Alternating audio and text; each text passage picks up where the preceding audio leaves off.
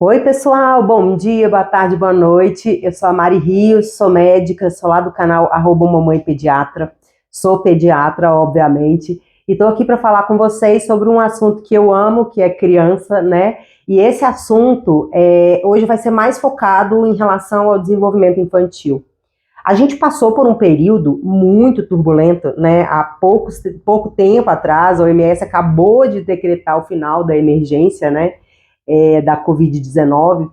E, assim, pela primeira vez, né, primeira vez na história, o CDC, que é como se fosse um órgão americano que tem protocolos e guias muito importantes, né, sobre saúde, foi a primeira vez que ele mudou idade dos marcos de desenvolvimento. Ou seja, ele começou a colocar a aquisição da linguagem um pouco mais tarde, algumas aquisições motoras um pouco mais tarde. Por que isso aconteceu? Por causa realmente desse isolamento, né, que teve um impacto importante. E eu sempre gostei de falar dessa questão de desenvolvimento, porque eu acho fundamental para os pais conhecerem, né, o que acontece com aquela criança no comportamento, no desenvolvimento motor, no desenvolvimento da fala, no desenvolvimento cognitivo, o que é natural, normal, esperado. Porque o que eu mais tenho aqui no consultório, né, são pais que chegam achando que realmente as crianças, assim, estão totalmente fora da curva, né? São crianças que estão totalmente bagunceiras, respondonas, falando muito não. E aí, quando a gente vai ver, tá tudo dentro da faixa etária comum. Por quê? Porque a nossa geração é uma geração que tem demorado a ter filho, né? Porque tem que trabalhar, tem que se formar, tem que ter uma condição financeira, porque hoje não é fácil você bancar um filho no mundo, financeiramente falando. E aí a gente tem tido filho cada vez mais tarde, geralmente um, dois, pouca convivência com criança, então a gente não sabe o que esperar das crianças, né? A gente tem tido que buscar isso mesmo, ler, para poder entender um pouco. Agora, vamos pensar como acontecia um tempo atrás, né? Há mais ou menos, vamos colocar aí 30, 40 anos, os meus avós, de um lado um teve 6, do outro lado o outro teve 7, meus bisavós tiveram mais filhos ainda, né? E o que isso propiciava ali? Eram muitas crianças convivendo próximas, né? Eram muitos filhos para se comparar, para poder ver. Às vezes eu não tinha nem filho agora, mas sim a minha prima, minha tia, tinham filhos próximos de mim e tinha uma convivência muito próxima, muito real entre um adulto e uma criança.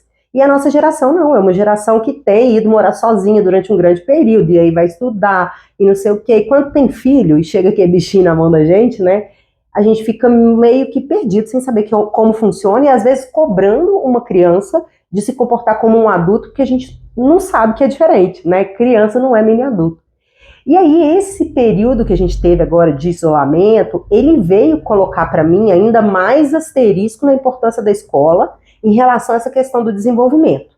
Por quê? Né? A gente já sabe todos os papéis fundamentais da escola, mas eu percebi isso no aspecto médico mesmo, né? O quanto as coisas não são separadas como a gente pensa. Tipo, na escola só se aprende matemática, português, história, em casa vai aprender valores, o médico vai fazer diagnóstico de transtornos. As coisas não são bem assim, né? A sociedade, ela funciona junta, né? Fazendo um todo. E aí, quando a gente viu uma dessas parcelas ausentes, né, que foi a escola, e essas crianças não tiveram uma convivência juntas, e essas crianças não puderam dividir, compartilhar, a gente viu esse atraso, e o que eu vi muito, né, com essa ausência da escola, foi a dificuldade de se fazer diagnósticos.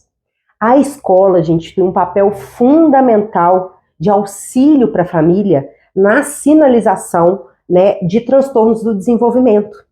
Por quê? Porque esse convívio que a gente tinha, essa visão de várias crianças convivendo, e aí a gente consegue ver aquele que é muito diferente, ela não existe mais na comunidade como existia antes, né? Então hoje o máximo que você vê é uma criança convivendo com a outra num aniversário ali, às vezes numa pracinha, mas não é o nosso dia a dia. E aí, quando a escola, a criança pisa na escola, aí sim ela tem a oportunidade do convívio com os pares, né? O que é isso? Com crianças com um nível de desenvolvimento esperado semelhante com o dela. E aí, nesse ambiente, é possível observar várias questões do comportamento e desenvolvimento que a gente tem dificuldade de observar numa criança sozinha. né? Então, eu tenho pacientes, por exemplo, que em casa sempre conversaram muito bem, se desenvolveram muito bem, e tudo muito tranquilo, e aí quando acabou esse período de isolamento, que elas entraram na escola, elas não conseguiam muito se comunicar com outras crianças da mesma idade, né? E isso pode ter só a ver com a pandemia? Pode, mas muitas vezes, né, essa questão de não conseguir se comunicar com pares da mesma idade, da mesma capacidade, né, cognitiva de pensamento, isso pode revelar para a gente uma dificuldade de comunicação que pode estar relacionada a algum outro transtorno de desenvolvimento. Então, assim, muitos pacientes meus, né, que entram na escola a partir de 2, 3 anos, a escola percebe esse convívio no meio de um grupo, e isso é riquíssimo, isso vale ouro, né? Porque nessa observação é possível não fazer um diagnóstico, a gente não vai jogar nas costas da escola, né, a responsabilidade de um diagnóstico, mas dela observar um comportamento diferente. E aí, nessa observação, a escola faz uma sinalização para a família. Então, eu percebi que muitos pacientes meus perderam essa oportunidade, né, de um diagnóstico, porque para a família estava tudo bem, porque a família não sabia como era o desenvolvimento. Então, a escola tem muito essa possibilidade, né, essa chave. Eu digo que também é uma responsabilidade, eu acho que toda comunidade tem essa responsabilidade de observar uma criança e sinalizar, né? E por isso que é tão importante também na escola as pessoas conhecerem como que é o desenvolvimento e conhecerem os transtornos mais comuns. A escola, ela precisa ter uma capacitação mínima, né, de poder enxergar esse aluno e conseguir enxergar os principais transtornos de desenvolvimento. Existem ferramentas, né, para que os educadores possam observar em sala de aula, por exemplo, sinais clássicos de autismo, sinais de TDAH, sinais de TUD, né, que é o transtorno opositor desafiador, sinais de altas habilidades. Então, uma escola que tem esse preparo, então, você imagina como ela se faz importante no desenvolvimento infantil. Ter noção dessas ferramentas ou desses conceitos mínimos vai ajudar muito na vida de uma criança. Porque, gente, não é rotular, eu vejo muito isso também nas escolas. Um medo, né, de sinalizar que aquele aluno pode ser autista, que aquele aluno pode ter TDAH, a questão das altas habilidades, né, muitas vezes as pessoas acham que o superdotado, a criança que tem altas habilidades, é aquele menino lá do Luciano Huck, que faz 1000 contas de cabeça, e não é bem assim. Tá? É uma criança que tem uma facilidade maior para aprender, mas ela não vai saber as coisas sozinha, do nada, né? Vai brotar o conhecimento na cabeça dela. Então, existem algumas coisas que a gente pode reconhecer. E muitas vezes, também, por falta de conhecimento do desenvolvimento, se sinaliza para uma família que a criança é autista ou TDAH, quando na verdade ela tem altas habilidades, né? Porque uma criança que não está bem estimulada, ela pode ter alguns sinais que podem confundir altas habilidades com transtorno, tá? O meu intuito era só dar uma ideia geral aqui para vocês de como a escola tem esse papel fundamental, né? Como os pais devem buscar essa informação, né? De como que tá essa relação na escola, como que essa criança convive com os pares, se ela tem algum destaque, né? Em relação aos outros, em relação ao que for, né? Por exemplo, a fala, a motricidade, para mais ou para menos, né? E como a escola tem esse papel importante e tem que se conscientizar da importância de conhecer, se aprofundar, ter noções básicas mínimas para mudar a vida dessa criança, porque isso muda a vida de uma criança,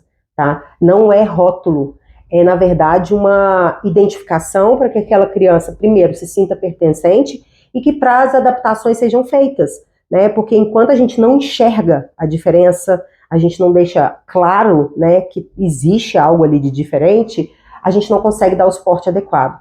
Então, todo mundo tem que enxergar, não é só a direção, o núcleo pedagógico, não, todo mundo tem que enxergar, né, essa criança, inclusive os outros alunos, os pais dos outros alunos, para a gente entender como ajudá-la. E uma criança que tem um suporte ideal, gente, ela tem um futuro modificado.